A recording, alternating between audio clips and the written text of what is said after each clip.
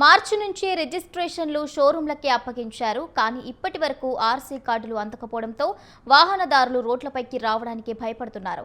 టెండర్ల జాప్యమని అధికారులు చెప్తున్నారు. కానీ ఈ సమస్య ఎప్పటికీ పరిష్కారం అవుతుంది?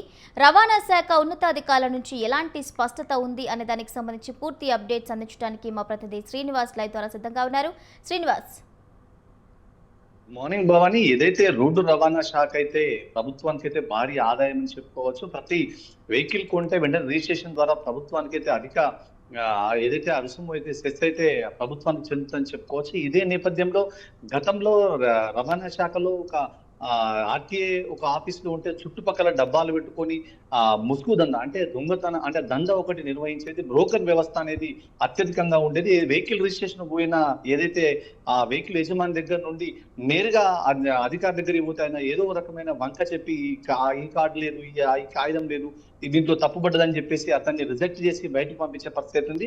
ఆ నేపథ్యంలోనే బ్రోకర్ వ్యవస్థను అనేది ముందుకు తీసుకొచ్చేసి బ్రోకర్ ద్వారా ఏదైతే వాహన యజమాని దగ్గర అధికంగా డబ్బులు మిగ్గి అతని ద్వారా పేపర్స్ పట్టుకుపోయి అతను మాత్రమే చేయించి ఆ వ్యవస్థని అతనికి అధికారికి ఇంత డబ్బు, వీళ్ళకి ఇంత డబ్బు అని చెప్పేసి ఒక వెహికల్ కి 3,000 నుంచి 5,000 రూపాయల వరకు వాహనదారు నుంచి సొమ్ము చేసి అధికారులు అయితే ఆ గుట్టు చెప్పు కాకుండా చేసిన పరిస్థితి. అదే నేపథ్యంలో ఈ రోజు దానికి చెక్కుబడదని చెప్పుకోవచ్చు. డైరెక్ట్ ఇప్పుడు ఏదైతే షోరూమ్ లో వాహనాన్ని విక్రయించిన వెంటనే వాహనదారులు ఆర్టీఏ ఆఫీస్ కు పోకుండా నేరుగా వచ్చేసి ఈ షోరూమ్ దగ్గరకు వచ్చేసి ఇక్కడనే పేపర్లు తీసుకొని కాగితాలు తీసేసుకొని నెంబర్ ప్లేట్ కూడా ఇక్కడనే ఫిట్ చేసి చేయడంతో ఇది దందాకు దాదాపు తెరపడదని చెప్పుకోవచ్చు. ఇప్పుడు నేరుగా ప్రభుత్వానికి ఆదాయం పోతుంది తప్ప ఈ మధ్య దళారు వ్యవస్థ అనేది రద్దయిందని చెప్పుకోవచ్చు.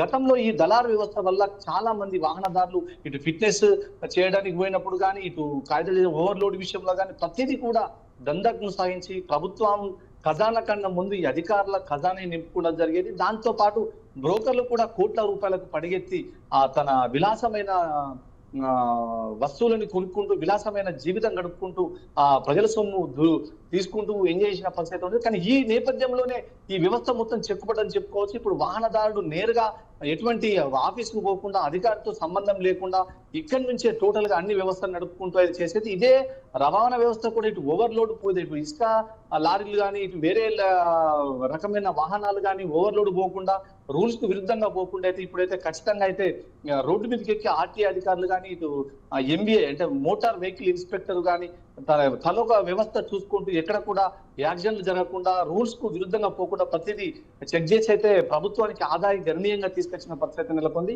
ఈ నేపథ్యంలోనే ఇటు ఫిట్నెస్ కట్టని వారు వెహికల్స్ కానీ సీజ్ చేసి రోడ్డు మీద చెక్ పోస్ట్ ఏర్పాటు చేసి, ఆర్టీఏ చెక్ పోస్ట్ ఏర్పాటు చేసేసి మొత్తం పూర్తిగా వాహనాలను ఎక్కడికక్కడ కూడా దొంగ బండ్లను కూడా, రిజిస్ట్రేషన్ లేని వెహికల్ కూడా తీసుకొచ్చి ఆర్టీఏ సంబంధిత నియర్లీ పోలీస్ స్టేషన్ లో పెట్టేసి దాన్ని ఫిట్నెస్ తో పాటు చెస్ కట్టించేసి ప్రభుత్వానికి ఆదాయం రప్పించడం జరుగుతుంది. Bhavani, right. Thank you Srinivas, thank for the updates.